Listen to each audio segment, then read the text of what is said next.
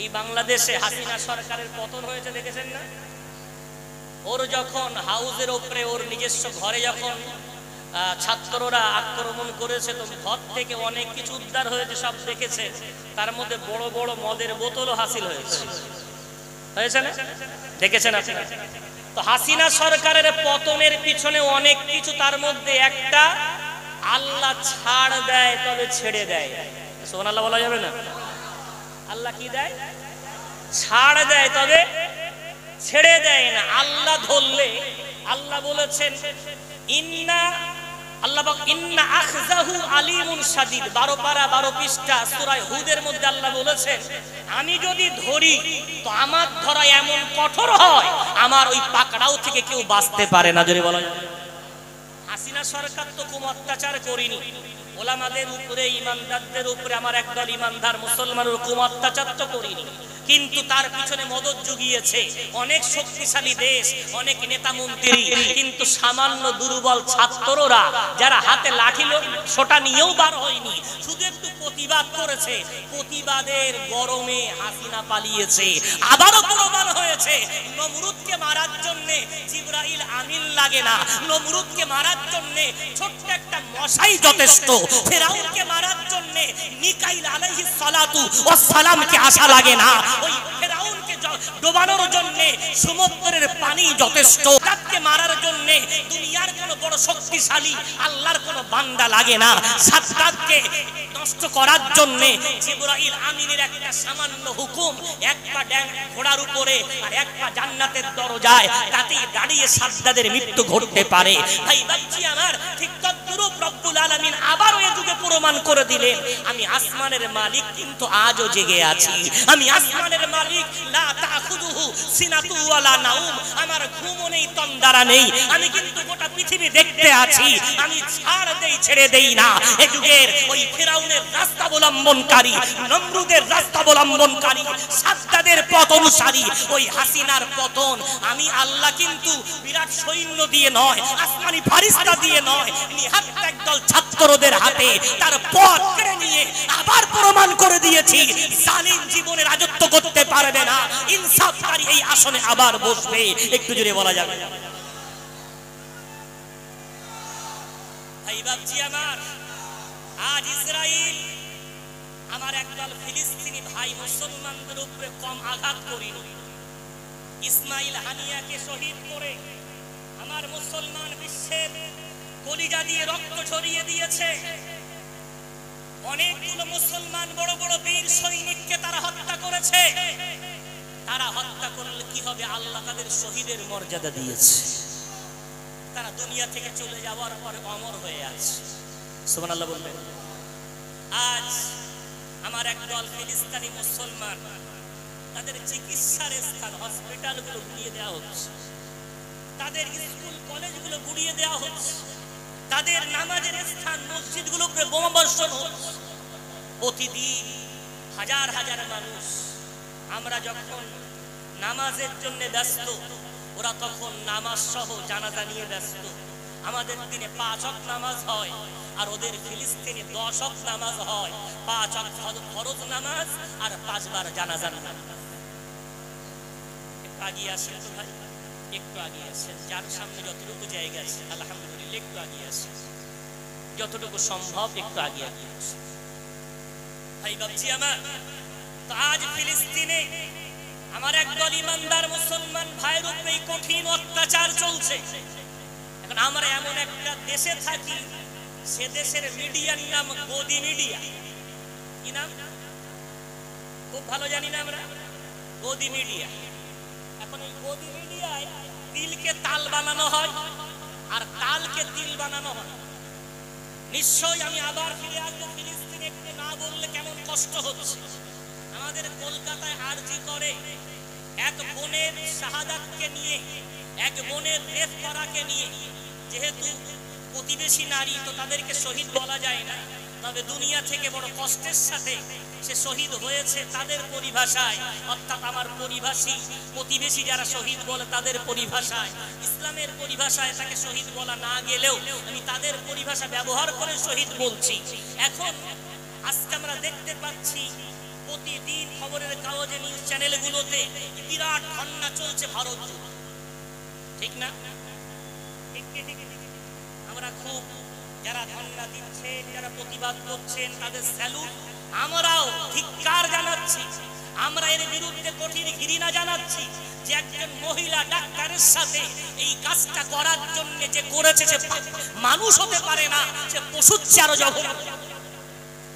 তার শুধু যাবজ্জীবন না, আমার মনে হয় ইসলাম যে শাস্তি বলেছে প্রকাশ্য ফাঁসি, ধর্মতলায় শহীদ মিনারে তাকে প্রকাশ্য শাস্তি দিয়ে ভারত সরকার তথা রাজ্য সরকার দেখিয়ে দিক এমন জঘন্য অপরাধীর শাস্তি এটা হওয়া দরকার।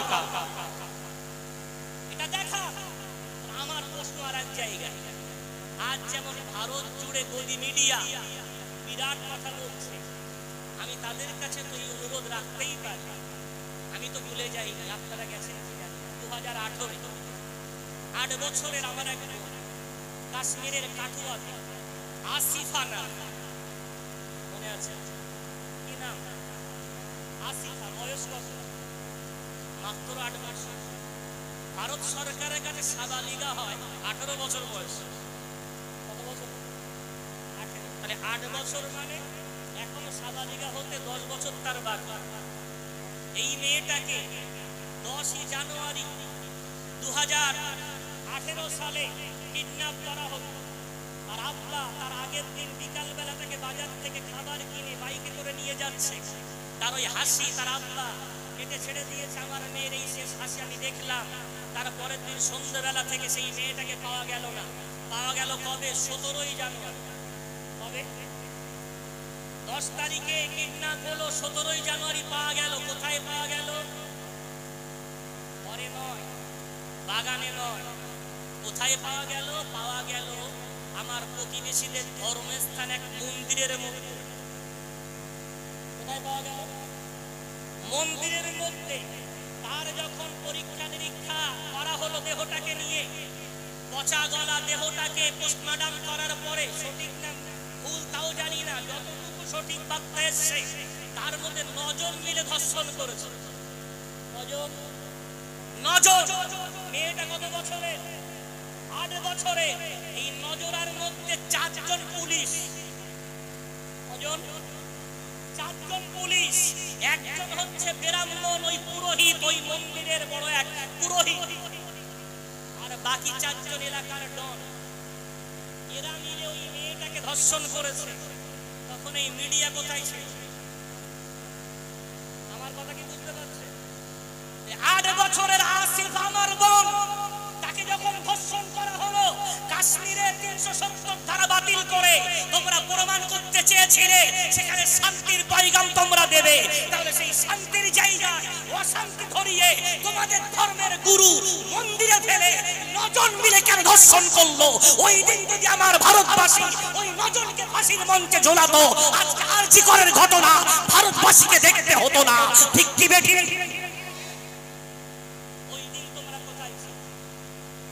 কি করেছিলে? আমার আফরাজুল ভাইয়ের কথা আমরা ভুলে যাব?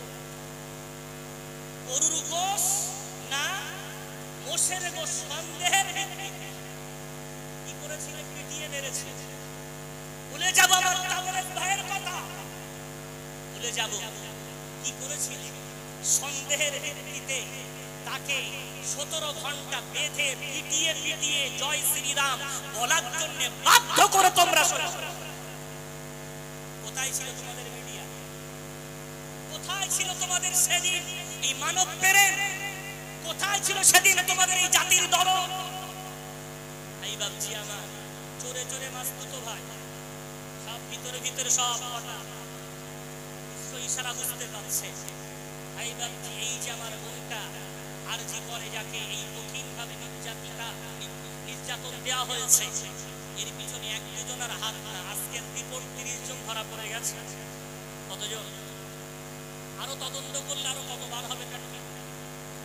দুঃখের সাথে বলতে হচ্ছে, মূলত আল্লাহর এই কোরআনের আয়াত, আল্লাহ কি বললেন? লা তাখুনুল্লাহ, আল্লাহর সাথে খেয়ানত করো।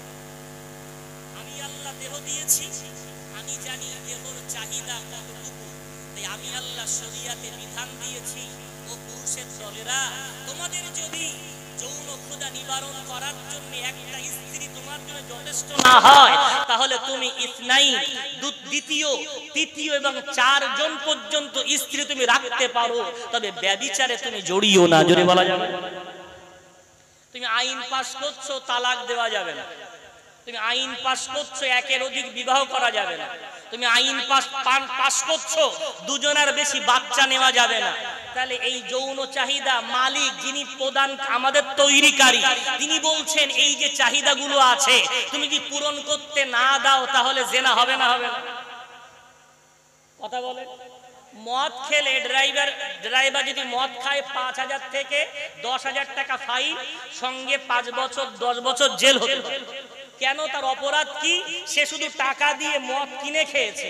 ওই মদের দোকানের পারমিশন দিয়েছে কে? তাহলে কত সুন্দর দেশ দেখছেন, মদ বিক্রি করার পারমিশন আছে, আর কিনে খেলে 5-10 হাজার টাকার জরিমানা, সঙ্গে 5 বছরের জেল। কত সুন্দর দেশ।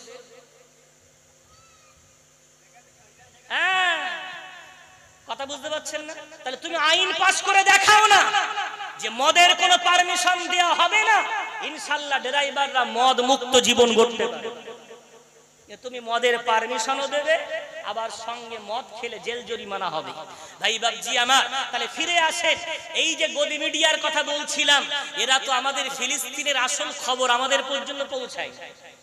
একটু অর্ধেক যদি আপনি মিশরের নিউজ চ্যানেল অথবা সৌদি আরবের নিউজ চ্যানেলগুলো একটু দেখেন, ইসরায়েলের নিউজ চ্যানেল, যারা আরবি একটু বোঝেন বা ইংলিশ বোঝেন, তারা দেখলে আসল খবর পেয়ে যাবেন যে সেখানে কিভাবে মুসলমানদের অত্যাচার চলছে।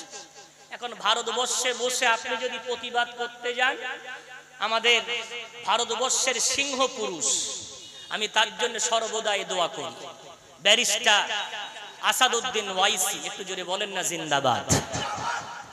আল্লাহ আসাদউদ্দিন ওয়াইসির হায়াতকে দারাজ করে, আল্লাহ টিপু সুলতানের মতো তার ইমানি বীরত্বকে আল্লাহ আরো বাড়িয়ে দেয়। পার্লামেন্টে সবাই যখন নিজস্ব ভাষণে যখন পার্লামেন্টে দাঁড়িয়ে প্রতিজ্ঞাবদ্ধ হচ্ছিলেন, তো যার সেই স্লোগান যার সেই দিয়েছেন উনি জয় হিন্দ, সেই সাথে উনি বলেছিলেন জয় ফিলিস্তিন। যদি বলা যাবে, এটা একমাত্র ইমানদার বেটার ইমানদার সম্পদের একটা বড় লক্ষণ, একটু যদি বলা যাবে। এখন তিনি যদি পার্লামেন্টে দাঁড়িয়ে কত গদি মিডিয়া কত কি বলছিল, এই করে নেব সেই করে নেব, অমন গদি মিডিয়া আমাদের আসাদউদ্দিন ওয়াইসির 5টা আঙুলে ও যদি একবার করে এমন করে টান দেয়, ওই গদি মিডিয়া 5 বার করে চুপবে, 5 বার করে তুলবে, ওর পরে আইন ও যা জানে ওরা তা জানে না। একটু যদি বলা যাবে, কথা বুঝতে পেরেছেন? এখন ওকে বলেছিল তুমি কেন জয় ফিলিস্তিন বললে, এই করে নেব সেই করে নেবে, ঘোড়ার ডিম করতে পেরেছে। এনআরসির পত্র ছিঁড়েছিল, তোমাকে এই করে নেবে সেই করে নেবে, ঘোড়ার ডিম করতে পেরেছে। কিছুই পারবে না। কেন? ইমানদারের কেউ না থাকলে আল্লাহ বলে কেউ আছে। এটা যদি বলা যাবে। এখন এই গদি মিডিয়া আসল খবর আমাদের কাছে দেয় না। আপনি যদি এখন ধর্ণা দিতে যান, আপনাদেরকে বলবে একদল মুজাহিদ, আপনাদের সামনে বন্দুক রেখে দিয়ে বলবে এরা এই করছিল ওই করছিল, মিথ্যা অপবাদ দিয়ে আপনাকে ফাঁসিয়ে দিতে পারে। তো আসেন না, আমরা অন্তত পক্ষে কিছু পারি আর না পারি, ইসরায়েলের বাহু যার দ্বারাই মজবুত হচ্ছে সেই পণ্যগুলো তো বয়কট করতে পারে। এই পণ্যের লিস্ট বারবার অনলাইনে দেওয়া হয়েছে না হয়নি? বারবার দেওয়া হয়েছে, বহু ওলামা সতর্ক করেছে, এলাকার অনেক গুণীজন সতর্ক করেছে, কিন্তু আমাদের পরোয়া কিছু। মূলত হয়েছে কি, যে মদ খায় তাকে যদি বলেন ভাই তুই আর আগামী দিন থেকে গাঁজা খাস না, তুই ফুল গিয়ারে মদ টানা পিকআপে গাঁজা টানতে নিষেধ করলে ওই নিষেধটা কি কারুকার্য হবে, কার্যকারী হবে? হবে না তো। কেন? যার ইঞ্জিন এমন, তার কাছে ওসব কোনো ব্যাপার। তো আমার সমাজ যেখানে মহিলা সমিতি আম, বন্ধন আম, লটারি আম, যেখানে সুদ ঘরে ঘরে ভরে গেছে, তাহলে যেখানে হারাম খাওয়ার এই অভ্যাস জন্মে আছে, এদের যদি বলা হয় কোকাকোলা বাদ দাও, ক্লোজআপ বাদ দাও, কলগেট বাদ দাও, চিপস বাদ দাও, কি বলে ইসরায়েলি প্রোডাক্ট যেগুলো আছে সেগুলো বাদ দাও, তো বলবে ভাই তুমি কি বলছো, আমার ঘরে রাত দিন জুয়ার আড়ত, আমার ঘরে মদের আড়ত, আমার ঘরে মহিলা সমিতি, আমার ঘরে বন্ধন, আল্লাহর আইন মানি না, তোমাদের আইন মানবো। কথা বুঝতে পারছো? আল্লাহর আইন যেখানে মানি না তোমাদের আইন মানবো।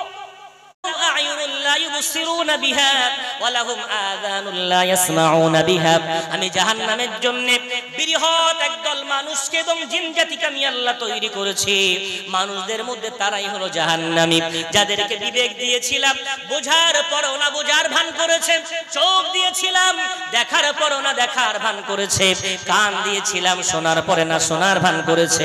আমি আল্লাহ এদেরকে জাহান্নামে যেদিন ফেলে দেব, আমি আল্লাহ বলবো এরা চতুষ্পদ প্রাণী, বরং তার চেয়েও আরো নিকৃষ্ট। জোরে বলি নাউজুবিল্লাহ। আল্লাহর দেওয়া আমানত খেয়ানত করা যাবে না।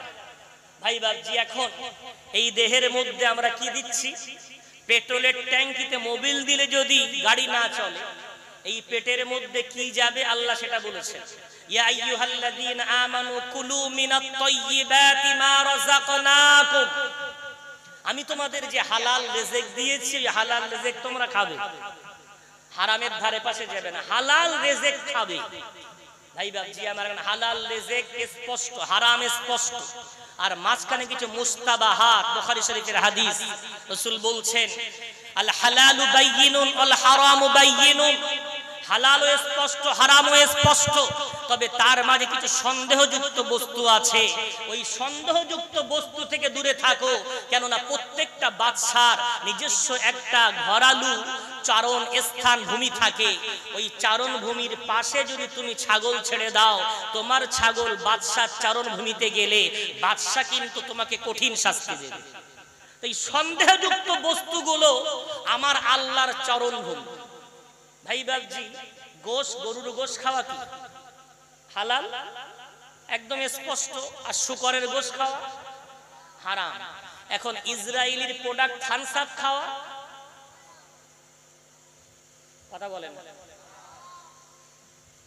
এটা হচ্ছে মুস্তাবাহাত। এটা কি মুস্তাবাহাত? কেন? কোকোকোলা কি দিয়ে তৈরি, তার কেমিক্যাল নিয়েই সন্দেহ আছে, যেটা হালাল না হারাম, সন্দেহ। মুস্তাবাহাত এক তো মুস্তাবাহাত। নাম্বার 2, ইসরায়েল মুসলমানদের বন্ধু না শত্রু? কারা শত্রু মানে একটু হাত তুলে দেখান তো, একটু দেখি ইসরায়েলকে শত্রু মনে করে। আলহামদুলিল্লাহ, ভালো লাগলো। শত্রুকে শত্রু মনে করাও ইমানের লক্ষণ, যদি বলেন না সুবহানাল্লাহ। ইসরায়েল কারা জানেন? ইসরায়েল মূলত বানি ইসরাইল থেকে, যেটাকে আমরা ইংরেজিতে ইসরায়েল বলি, আসলে ইসরায়েল। এরা তো এক সময় আহলে কিতাব ছিল, অর্থাৎ তাওরাত ইনজিল এদের উপরেই নাজিল হয়েছে। এরা আহলে কিতাব, মুসা এবং ঈসা আলাইহিমুস সালাতু ওয়াস সালামের সম্প্রদায়। কিন্তু এরা যখন তাওরাতে বিকৃতি ঘটালো, ইনজিলে বিকৃতি ঘটালো, আল্লাহর অভিশাপ আসলে এদের উপরে। পরিষ্কার গোটা মুফাসসির ইজমায়ে মুফাসসিরিন হয়েছে গায়রিল মাগদুবি আলাইহিম ওয়ালাদ-দাল্লিন। কোন সূরার মধ্যে আছে? আলহামদুলিল্লাহ, আল্লাহ আপনার হায়াত দারাজ করে, আল্লাহ আপনার ঈমানে আমলে আরো তারাক্কি দেন। যারা আসতে বলেছেন, যদি বলতে পারেননি আল্লাহ তাদেরও ইলমে আমলে আল্লাহ আরো তারাক্কি দেন, যদি বলি আল্লাহ। সূরা ফাতিহার একেবারে শেষ আয়াত। মাগদুব শব্দের অর্থ হচ্ছে গজব প্রাপ্ত, দল এর অর্থ হচ্ছে পথভ্রষ্ট। গোটা মুফাসসির এক বাক্যে মাগদুব এবং দলের ব্যাখ্যায় বলেছেন এটা ওই দুটো দল, একটা হচ্ছে ইহুদি, একটা হচ্ছে খ্রিস্টান। এতে গোটা উলামার একমত হয়েছে, যদি বলা যায়। এই সূরাটা এমন কোন নামাজ নেই না পড়লে নামাজ হয়, এমন কোন নামাজ নেই সেই নামাজে না পড়লে আল্লাহ পাক রব্বুল আলামিন ওই নামাজটা কবুল করেন। নফল পড়বেন, ফরজ পড়বেন, সুন্নাত পড়বেন, ওয়াজিব পড়বেন, তাহাজ্জুদ পড়বেন, ইশরাক পড়বেন, চাষ পড়বেন, আবিন পড়বেন, যে কোনো নামাজ আপনি পড়েন না কেন সূরা ফাতিহা আপনাকে পড়াই লাগবে, জোরে বলা যাবে না সুবহানাল্লাহ। ওই সূরা ফাতিহার শেষ অংশে প্রত্যেকটা ঈমানদার আল্লাহর কাছে দোয়া চেয়ে বলে গায়রিল মাগদুবি আলাইহিম ওয়ালাদ-দাল্লিন। ও আল্লাহ, তোমার কাছে আশ্রয় চাই, আমাদের কি ইহুদিদের দলভুক্ত, খ্রিস্টানদের দলভুক্ত তুমি বানিও না, জোরে বলা যাবে না আল্লাহুম্মা আমিন। ইহুদি এবং খ্রিস্টানদের দলভুক্ত আল্লাহ তুমি করো। এখন আমি হাতে মদের বোতল নিয়ে আমি বলছি তোমরা মদ খেও না, আমার কথাটা বিরাট প্রভাব পড়বে। তো ভাই বাবজি আমার, আমি আজকে এই স্বাধীনতা সংগ্রামী একদল বীর পুরুষের ঐতিহ্যবাহী আজকের এই জলসায় যারাই এসেছেন আমার সামনে, যতদূর দৃষ্টি যাচ্ছে, যারাই বসে আছেন সচেতন, একদল ভাই, একদল বাবাজি, একদল বন্ধু বসে আছেন, আসেন না আমরা একটু দৃঢ় প্রতিজ্ঞা করি। আজ থেকে আমি আমার দিয়ে শুরু করি যে আমি আজ থেকে ইসরায়েলি প্রোডাক্ট যে নম্বরগুলো দেওয়া আছে অনলাইনে মিলিয়ে, ইনশাআল্লাহ আজ থেকে ইসরায়েলি প্রোডাক্ট আমি কিনবো না, আমার পরিবারকে খাওয়াবো না। ওর জন্য বিকল্প যেটা আছে জেনে নেব, আর না জানতে পারলে অন্তত পক্ষে আমি ওটা বর্জন করে আমার আল্লাহর বিধানটা মুস্তাবাহাত সন্দেহযুক্ত বস্তু থেকে বেঁচে আল্লাহর নৈকট্য অর্জন করব। একটু জোরে বলেন না ইনশাআল্লাহ। করবেন কার? একটু হাত তুলে দেখান। নারায়ে তাকবীর, নারায়ে তাকবীর। আল্লাহ হাতগুলো কবুল করেন। আসেন না, এই তো আপনারা আলহামদুলিল্লাহ আপনাদের ঈমানি জাযবা আছে, আল্লাহ আপনাদের ঈমানি পাওয়ার দিয়েছে। আসেন না, এই গুটি গুটি মানুষ আমরা যদি এভাবে একটু স্বপ্ন দেখতে পারি, এভাবে একটা নতুন করে সমাজ গড়তে পারি, বাতিলের জন্য রাসূল কারীম একা যদি যথেষ্ট হয়, আজকে শত শত আমরা বাতিলের জন্য যথেষ্ট হয়ে যাব। যদি বলা যাবে না সুবহানাল্লাহ। ইসরায়েলি প্রোডাক্ট যদি আমরা বন্ধ করতে পারি, অন্তত আমারও বন্ধ করায় বিরাট লাভ লস হবে কি ওটা দেখার না, আমি আল্লাহকে বলতে পারবো, আল্লাহ আমার মুসলমান ভাইদের যারা রক্ত চুষে চুষে খাচ্ছিল, অন্তত আমি তাদেরকে সাহায্য করিনি। আমি তাদের কি করিনি? সাহায্য করিনি। এই সাহায্য না করার কারণে ইনশাআল্লাহুল আজিজ ফিলিস্তিন ভাইদেরকে কাছ থেকে সাহায্য না করতে পারলেও কিয়ামতের দিন আমার আল্লাহ ফিলিস্তিন ভাইদের সাথে আমাদের হাসর নাসর করবেন। যদি বলেন না আল্লাহ। ভাই বাবজি আমার মন চাইছে আপনাদের আশা উদ্দীপনা দেখে অনেক কথা বলতে, কিন্তু সময় আমাকে সঙ্গ দিচ্ছে না। ঘড়ির কাঁটা 1.5 ঘন্টা পেরিয়ে গেছে, অনেকগুলো দায়িত্ব নিয়ে বসেছি। কোরআনের আয়াতের একটা সংজ্ঞা বললাম, আল্লাহর সাথে খিয়ানাত করো না। নাম্বার 2 আল্লাহ বললেন রাসূলের সাথে খিয়ানাত করো না। রাসূলের সাথে খিয়ানাত মানে কি? রাসূল কারীম সাল্লাল্লাহু আলাইহি ওয়াসাল্লাম দুনিয়া এখন আছেন, কথা বলে, আল্লাহ থেকে তুলে নিয়েছে। এখন রাসূলের উম্মত আছে না নেই? আছে। কিয়ামত পর্যন্ত থাকবে না? থাকবে, থাকবে। এখন রাসূলের সাথে খিয়ানাত করণের অনেক ব্যাখ্যা, সংক্ষেপে বোঝানোর জন্য বলছি, আমি এমন কোন কাজ করব না যার দ্বারাই আমার রাসূলের বদনাম হয়। যার দ্বারাই কার বদনাম হয়? রাসূল কারীম সাল্লাল্লাহু আলাইহি ওয়াসাল্লামের বদনাম হয়, এমন কোন কাজ না করা মানেই বিশ্বনবীর সাথে খিয়ানাত করা হলো না, বরং তার আমানত রক্ষা করা হলো। যদি বলা যায়। এখন বলেন, গালি দেওয়া রাসূল কারীম সাল্লাল্লাহু আলাইহি ওয়াসাল্লামের কোন সুন্নাত? মিথ্যা বলা, চগলখড়ি করা, গীবত করা, তাহলে এগুলো যদি করি, কেউ কিছু বলুক না বলুক, একদল মানুষ বলে মুসলমান এমনই হয়। কি বললো? মুসলমান এমনই হয়। তাহলে এই মুসলমান বলে গালি দিল মানে আমার নাম তো আব্দুল কাইয়ুম, আপনার নাম তো আব্দুর রহিম, ও কিন্তু বললো না আব্দুল কাইয়ুম এরম হয়, আব্দুল গফফার এমন হয়, আব্দুর রহিম কি বললো? মুসলমান এমন হয়। তাহলে যেই মুসলমান বলে গালি দিল, এর দ্বারা এই গালিটা রাসূল কারীমের গায়ে গিয়ে লাগলো না লাগলো না? তাহলে আমি এমন উম্মত বিশ্ব নবীর জন্য কিছুই করতে পারি না। আপনাকে যদি শোনাতে শুরু করি রাসূল কারীমের জীবন আদর্শ, চোখ দিয়ে টপ টপ করে পানি পড়বে। রাসূল কারীম সাল্লাল্লাহু আলাইহি ওয়াসাল্লামের একটা ছোট্ট হাদিস বলছি, আজকেই পড়াচ্ছিলাম। রাসূল কারীম সাল্লাল্লাহু আলাইহি ওয়াসাল্লাম কবরস্থানে গেলেন, যাওয়ার পরে কবরবাসীকে রাসূল কারীম সালাম দিলেন। দেওয়ার পর রাসূল বলছেন, আমার মন চায় আমার একদল ভাইদের সাথে দেখা করতে। তো সাহাবারা সব পাশে দাঁড়িয়ে ছিলেন, বললেন, ইয়া রাসূলুল্লাহ, আমরা কি আপনার ভাই নই?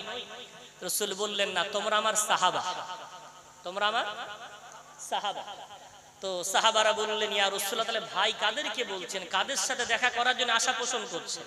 রাসূল কারীম বলছেন, আমার ভাই তারা যারা এখনো দুনিয়ার বুকে আসেনি, আমি চলে যাওয়ার পরে তারা দুনিয়ার বুকে আসবে, তাদের সাথে দেখা করার জন্য আমি ব্যাকুল হয়ে আছি। সাহাবারা বললেন, ইয়া রাসূলুল্লাহ, ওই ভাইগুলোকে আপনি এখনো আসেনি মানে চিনবেন কেমন করে?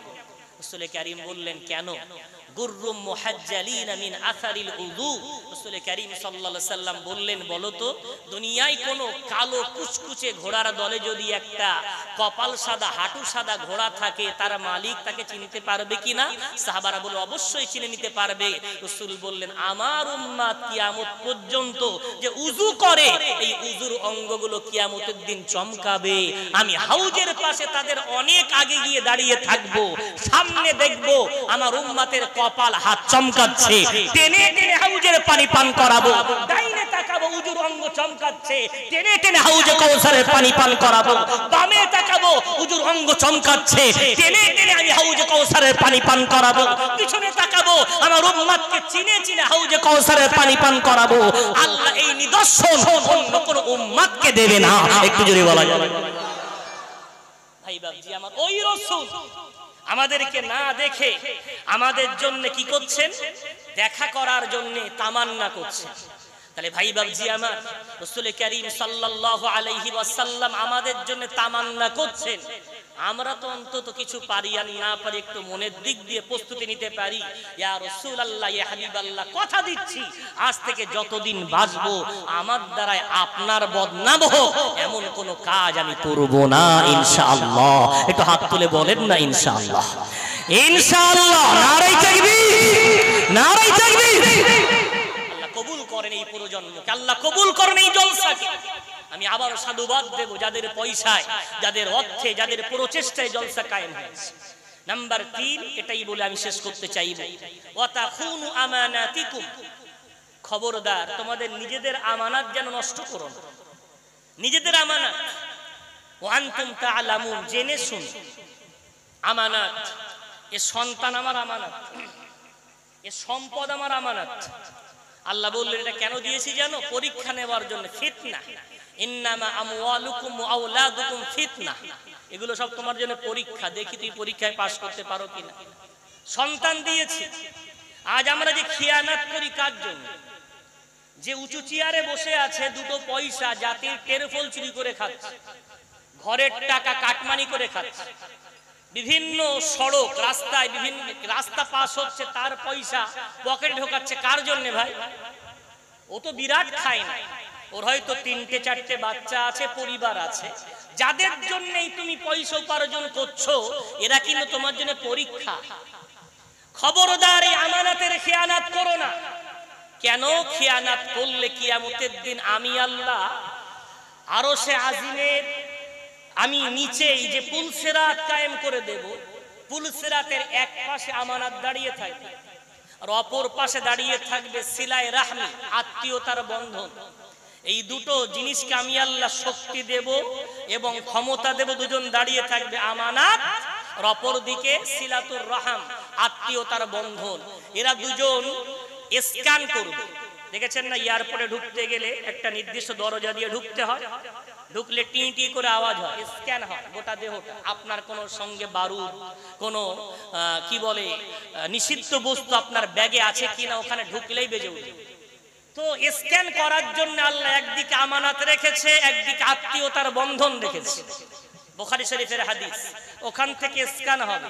আমানত আর আত্মীয়তার বন্ধন যদি কেউ ছিন্ন না করে আর খিয়ানত না করে, ও পুলসিরাত বিদ্যুতের গতিতে, ঝড়ের গতিতে দৌড়ে দৌড়ে পার হয়ে যাবে। যদি বলা যাবে আজকে সেই আমানতের খিয়ানত চতুর্দিকে চলছে। রাসূল কারীম সাল্লাল্লাহু আলাইহি ওয়াসাল্লামের কাছে এক গ্রাম্য সাহাবা এসে বললেন, ইয়া রাসূলুল্লাহ মাতাসসা, কিয়ামত কবে ঘটবে? রাসূল কারীম বললেন, কিয়ামত ঘটবে ইযা যুইয়াতিল আমানাতু ফান্তাজিরিস সাআ। আমানত যখন খিয়ানত করা হবে তখন তুমি কিয়ামতের অপেক্ষা করো। তো তিনি বললেন, কাইফা ইদাআতুহা ইয়া রাসূলুল্লাহ, এই আমানত খিয়ানত হবে কবে থেকে? রাসূল কারীম খুব দামি কথা বললেন। শিক্ষিত যারা যদি আপনার মোবাইল থেকে রেকর্ড করে রাখেন, আর যারা খুব জ্ঞানী মানুষ বুদ্ধিমান একটু হৃদয়ের খাতায় রেকর্ড করে রাখেন। খুব দামি কথা রাসূল বললেন, ইযা উসনিদাল আমরু ইলা গায়রি আহলিহি ফান্তাজিরিস সাআ। যখন দেখবে জাতি অযোগ্য ব্যক্তিকে যোগ্যের আসনে বসিয়ে, অযোগ্য ব্যক্তিকে যোগ্যের আসনে বসিয়েছে, সেই দিন থেকে তুমি কিয়ামতের অপেক্ষা করবে। অর্থাৎ কিয়ামত শুরু হবে খিয়ানাতকারীদের দ্বারা। এখন আপনি বলেন, নিচ থেকে উপর পর্যন্ত যারা উচ্চ পোস্টে আছে, আমানতদার বেশি না খিয়ানাতদার বেশি? এদেরকে বানিয়েছে কারা? না না, আফ্রিকার জঙ্গলের টাইগার, আফ্রিকার জঙ্গলের সিংহ, বাদর, গরু, ছাগল, এরা সবাই মিলে আমাদের দেশের নেতা মন্ত্রী নির্বাচন করে।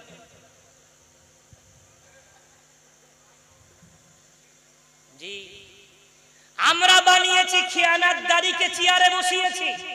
আবার আমরা বলছি আমি ঠিক মতো ঘর পাই না, টেলিফোন পাই না, এলাকায় রাস্তা হয় না। আরে ভাই, যে আল্লাহর ভয় করে না সে আপনার ভয় করবে, এটা কোনোদিন ভাবা যায়? আমরা কি করেছি? মসজিদের নেতা বানানোর জন্য দাড়ি 3 হাত লম্বা কিনা, গুলখৈনি নেশাটা করে কিনা, কেরাত ভালো কিনা, গলার কণ্ঠ ভালো কিনা, তেলাওয়াত শুদ্ধ কিনা, কোন হারাম সম্পর্ক আছে কিনা, স্ক্যানের উপরে স্ক্যান, সেক্রেটারি একবারে স্ক্যান করছে, তার একেবারে দাড়ি সফান সফা পুরো ফ্রেশ, ও দাড়ি চেকিং করছে। দুঃখের বিষয়, ক্যারেক্টার সার্টিফিকেট নিতে যেতে হয় যাদের ক্যারেক্টার লেস তাদের কাছে।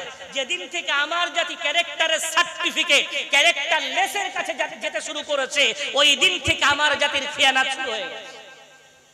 ক্যারেক্টার সার্টিফিকেট দিতে পারে একমাত্র মা, কে দিতে পারে? আর নাম্বার 2 হলো স্ত্রী, কে দিতে পারে? দামি কথা রাসূল বলে গেছে, একমাত্র ক্যারেক্টার সার্টিফিকেট দিতে পারবে কে? মা দেবে। নাম্বার 2 স্ত্রী দেবে, ওই ঘরের স্বামীটা কেমন আর ওর সন্তানটা কেমন। কিন্তু এখন ক্যারেক্টার সার্টিফিকেট পঞ্চায়েতে যেতে হয় না, হ্যাঁ, ক্যারেক্টার লেস ক্যারেক্টারের সার্টিফিকেট দিচ্ছে। তাহলে আমরা কত সুন্দর যোগ্য অযোগ্য ব্যক্তিকে যোগ্যের আসনে বসিয়ে দিয়েছি। ইমামতি করার জন্য তাকে স্ক্যানের উপরে স্ক্যান করা হচ্ছে, দাঁড়িয়ে আছে কিনা সেটার স্ক্যান করে নিল। আবার গলার কণ্ঠ ভালো কিনা, সভাপতি বলে কোরআন পড়ো দিনই একটু দেখি। ওই সভাপতি সাহেবকে যদি বলা হয় ইমাম সাহেব আজকে আসেনি, তুমি তো 10 বছর সভাপতিত্ব করছো, গ্রামে বলে বলে বেড়াও, আল্লাহ আমার 10 বছর ওই পোস্টে রেখে দিয়েছে, বিরাট কাম তুমি করেছো আলহামদুলিল্লাহ, ইমাম সাহেব আসেনি তো নামাজ তুমি পড়িয়ে দাও। বলছে হুজুর তা হবে না, তা হবে না, তুমি এখনো সূরা ফাতিহা পড়তে পারো, ইমাম সাহেবের তুমি ইন্টারভিউ নিতে শুরু করেছো। আহারে, ইমাম সাহেব কি বলবে নির্ধারণ করে দেবে কে? কেশিয়ার সাহেব। মেম্বারে দাঁড়িয়ে কি বলবে কেশিয়ার সাহেব বলবো, ওখানে কি বলতে হবে। যেদিন থেকে আমরা এই অযোগ্যকে যোগ্যের আসনে বসিয়েছি, সেই দিন থেকে খিয়ানাত শুরু হয়েছে। সুতরাং বিরাট দূরে যেতে হবে না, আমরা প্রথম মসজিদ সুন্দর করি। রাসূল কারীম সংগ্রাম শুরু করেছিলেন মসজিদ থেকে, মসজিদ সুন্দর করি। নাম্বার 2, আমার পরিবার সুন্দর করি। ৭৮তম স্বাধীনতা দিবস উপলক্ষে আমার আলোচনার টপিক ছিল যে আমরা কেন অস্থির, আমরা কেন আজকে বিচলিত, আমরা গোটা পৃথিবীতে কেন শান্তির জন্য হাহাকার করছি। আমাদের এই শান্তি চাওয়ার জন্য অন্য কোথাও যেতে হবে না, আমাদের যোগ্যের আসনে যোগ্যকে বসিয়ে দিই এবং যতটুকু আমাদের ক্ষমতা আছে আল্লাহর বিধান অনুযায়ী ওই ক্ষমতাটাকে সাজিয়ে আবার মজবুত হই। আমি আজকে ৭৮তম স্বাধীনতা দিবস উপলক্ষে আয়োজিত আজকের এই মজলিসে অনেক টার্গেট দিচ্ছি না, 1 বছর ধরে আমি নিয়ত করছি আমার উপরে, আর আপনারা নিয়ত করেন প্রত্যেকেই আপন আপন নিজের উপরে। নম্বর 1, মসজিদ আমার এলাকার আমরা সুন্দর করব, আমার পরিবার আমি সুন্দর করব ইনশাআল্লাহ। ৭৯তম বছরে এসে আবার দুটো টার্গেট নেব। স্বাধীনতা সংগ্রাম 190 বছর ধরে হওয়ার পর ইংরেজ যদি দেশ থেকে চলে যেতে পারে, আজকে যারা জালিম হয়ে সিংহাসনে বসে আমাদের দিকে চোখ রাঙাচ্ছে, হয়তো আমাদের সময়টা ওই 190 বছর দিতে হবে না, 10টা বছর যদি আমরা এভাবে দুটো করে টার্গেট নিয়ে একটা সভ্য সমাজ গড়ি, ইনশাআল্লাহ 10 বছরের মধ্যে আমার একটা আলোকিত সকাল আমার ভারতবাসী, আমার গ্রামগঞ্জ, আমার প্রত্যেকটা নাগরিক দেখতে পাবো। জোরে বলা যাবে না? দুটো টার্গেট এবছর নেই, আগামী বছর আবার আল্লাহ যদি আনেন বা না আসলে অন্য কেউ আসলেও এই পরে আরো দুটো টার্গেট নেন, পরবর্তী বক্তাও কিছু টার্গেট হয়তো দেবে। যাই বা হোক, এভাবে যদি আমরা টুকটুক করে ঘর গোছাই ইনশাআল্লাহুল আজিজ, হাসিনার যদি পতন হয়, কোরআনে আল্লাহ একটা সূত্র বলেছে, ভুল বলছি, 13 পারা 10 পৃষ্ঠা সূরা রাদ একটা সূত্র বলেছেন। কি বলেছেন? ফাআম্মা যাবাদু ফায়াযহাবু জুফাআ ওয়া আম্মা মা ইয়ানফাউন নাস ফায়ামকুসু ফিল আরদ। আল্লাহ বলেছেন এই মখলুক হচ্ছে আমার পরিবার। সুবহানাল্লাহ বলবেন। আল খলকু আয়ালুল্লাহ, গোটা মখলুক আমার পরিবার। এই মখলুকের যারা কল্যাণকামী হবে আমি আল্লাহ তাদেরকে স্থায়িত্ব প্রদান করব। জোরে বলা যাবে। আর যারা মখলুকের বিরুদ্ধে জুলুম করবে, অবিচার করবে, আমি আল্লাহ তাদের সমুদ্রের ফেনা দেখেছেন, ফেনা গেজা দেখেছেন, গেজা, আল্লাহ বলেছেন জাবাত বানিয়ে দেব, ওদের নিশ্চিহ্ন বানিয়ে দেব, ক্ষমতা শূন্য করব। আমি আল্লাহ ওদের কোনো অস্তিত্ব দুনিয়ার বুকে রাখবো না। একটু জোরে বলা যাবে। দুঃখ লেগেছে কোথায় জানেন? বাংলাদেশে যখন হাসিনা সরকারের পতন হয়েছে, শেখ মুজিবা, নিশ্চয়ই তার তো স্বাধীনতা সংগ্রামে অবদান কম নেই। কথা বলে অবদান ছিল তো, কিন্তু এমন উত্তরসূরি বানিয়েছে, উত্তরসূরির কারণে রাগ গিয়ে পড়েছে মুজিবরের উপরে। দেখতে পাচ্ছেন না ভাই বাবজি? তাহলে কি হলো? তুমি যদি জাবাদ হও, জালিম হও, অত্যাচারী হও, এমন ফেনা বানিয়ে দেব, কোনো সৈন্য লাগবে না, ফারিস্তা লাগবে না, সাধারণ নিহাত্তা জনগণের দ্বারায় পালিয়ে ফুল পাবে না। ওই দেলোয়ার হোসেন সাঈদীর কথা, ইঁদুরের গর্ত খুঁজে পাবে না, কোথায় গিয়ে মাথা গুঁজবে। জোরে বলা যাবে। ইঁদুরের চালাও খুঁজে পাবে না, কোথায় আছে এখনো পর্যন্ত বলতে ভয় পাচ্ছে না। জি জি ভাই, তাহলে এটাই হলো অত্যাচারীদের শেষ পতন, বা তাদের শেষ আল্লাহ পাক রব্বুল আলামিনের তরফ থেকে শেষ আঞ্জাম। তো যারাই অত্যাচার করছো করো, আল্লাহ 2024-এ দেখিয়েছে, আর যতটুকু আছে খুব শীঘ্রই দেখাবে। তবে আমাদের আত্মতুষ্টিতে গেলে হবে না, আমাদেরকে প্রস্তুতি গ্রহণ করতে হবে। আমরা মেম্বার সুন্দর করব, আমরা স্বাধীনতার পতাকার মান রাখবো, আমাদের পূর্বপুরুষের ঐতিহ্যকে বহাল রাখবো। আমরা দেশের নাগরিক, আমাদের বিহীন ভারতের কোন জায়গায় সফলতা আসেনি, আর আমরা বিহীন কোনোদিন সফলতা আসবেও না। আমাদের গুরুত্ব আমরা বুঝিয়ে দেব ইনশাআল্লাহ। একটু জোরে বলা যাবে। সর্বোপরি আপনাদের কাছে মিনিট 15 একটু কালেকশন করুন। যেভাবে বসে আছেন ধৈর্যের পরিচয় দেবেন আশা করি। আমি মূলত কালেকশন করতে অপারগ পারি না। আমার আসার আগে থেকে, গতকাল থেকে আমার কাছে মেসেজ আসছে আমাকে একটু কালেকশন করতে হবে। আসার পরেও আমি শুনতে পেয়েছি সভাপতি সাহেবের একটা বড় অর্ডার, এবং আমার কাছে লিখিত আকারেও দেয়া হয়েছে আমাকে কালেকশন করতে হবে। এখন আমি ক্ষমা চাইছি, পারি না, তারপরেও করব। কেন? মূলত আজকের এই জলসা যারা দিচ্ছেন আমার একদল নওজোয়ান যুবক বন্ধু। আমি যখন প্রথম বছর এসেছিলাম রাস্তার ওই পাটটায় হয়েছে, খুব ছোটখাটো করে সামান্য একটু প্যান্ডেল, বিরাট আয়োজনও না, বিরাট কিছু না। তবে আলহামদুলিল্লাহ আমি তাদেরকে বলেছিলাম সমাজের কিছু কাজ করেন, তারা কিছু কাজ করে, তবে কাজ করলে ভুল হয়। যে চলে সেই হোঁচট খায়, বাড়ি যে বসে থাকে তার কিন্তু হোঁচট লাগে না। বাড়ি বসে থাকলে হোঁচট লাগে, শরীর থাকলে খারাপ হয়। যে মরে গেছে ওর শরীর খারাপ হবে কোথা থেকে? তো বেঁচে থাকলে অসুস্থ হবে, চললে হোঁচট লাগবে, এটা রীতি। এখন তারা কাজ করে আপনাদের মাঝে, অনেক কাজ, বস্ত্র বিতরণ করে, মাঝে মাঝে বৃক্ষরোপণ করে, আমাকে গ্রুপে অ্যাড করে রেখেছে, মাঝে মাঝে মেসেজ করে, আমি একটু দোয়া দিই। কি করব? আমার নিজস্ব আমার প্রতিষ্ঠান নিয়ে আমি বিরাট ব্যস্ত, প্রায় 350 বাচ্চা সেখানে পড়ে, 75 কেজি করে চাল রাঁধতে হয় প্রতিদিন। আপনার বাড়িতে ক কেজি চাল রান্না করে? 2.5 কেজি 2 কেজি, তার খোল জোগাড় করতে গিয়ে খেটে কুল পাচ্ছেন। 2 কেজি 2.5 কেজি চালের খোল জোগাড় করতে গিয়ে দৌড়ে কুল পাচ্ছেন, মাথা চুল একদম সাদা হয়ে যাচ্ছে। কি ব্যাপার? বলে বয়স না হুজুর, চাপে সাদা হয়ে গেছে। তাহলে 250 বাচ্চা সেখানে খাওয়া দাওয়া করছে, 75 কেজি চালের খোলটা তাহলে জোগাড় করতে কত কষ্ট, তাদের পড়াশোনা ইত্যাদি। তো আমাকে অনেকবার এখান থেকে অনুরোধ করে একটু আসার, বলার, তবে সময় পাই না। এসেছি, দুটি কথা দিয়ে আমি সাহায্য করলাম। রাসূল কারীমের হাদিস, ভালো কথা ও সাদকা। তো আমি দুটো ভালো কথা বলে আর তাদের পাশে থাকার অঙ্গীকার করছি। আর যদি আল্লাহ কখনো সুযোগ দেয়, আমার প্রতিষ্ঠানটা সবল সক্রিয় হয়ে ওঠে, ইনশাআল্লাহ আমি আমার তরফ থেকে যতটুকু পারবো সহযোগিতা করব। হবে না? নারায়ে তাকবীর। গোলাপ নীলাম, গাধা নীলাম, নীলাম রজনী গন্ধা, মনের সুখে মালা গেঁথেছি সকাল থেকে সন্ধ্যা। গোলাপ নীলাম, গাধা নীলাম, নীলাম রজনী গন্ধা,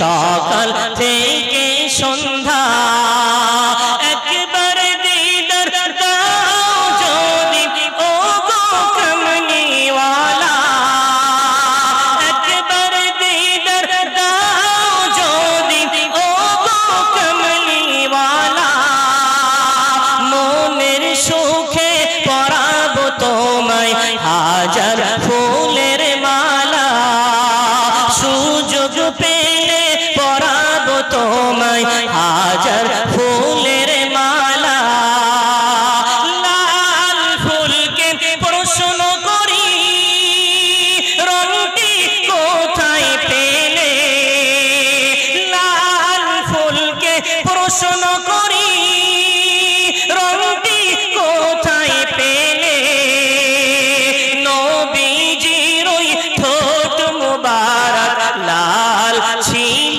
বলে তাই লাল ফুলকে তুলে তুলে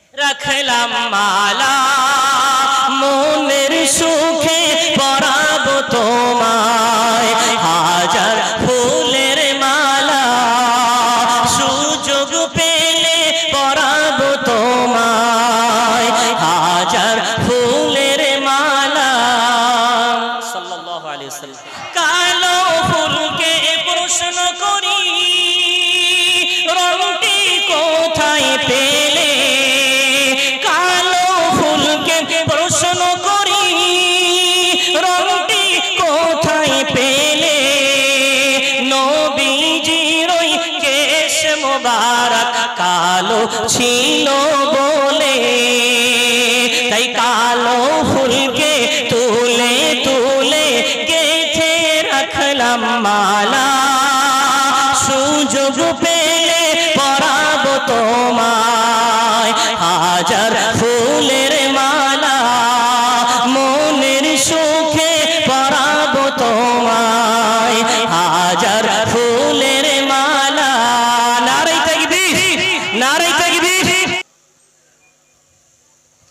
हरा गुंबद जो देखोगे जमाना भूल जाओगे हरा गुंबद जो देखोगे जमाना भूल जाओगे हरा गुंबद जो देखोगे जमाना भूल जाओगे अगर तैबा को जाओगे तो आना भूल जाओगे अगर तैबा को जाओगे तो आना भूल जाओगे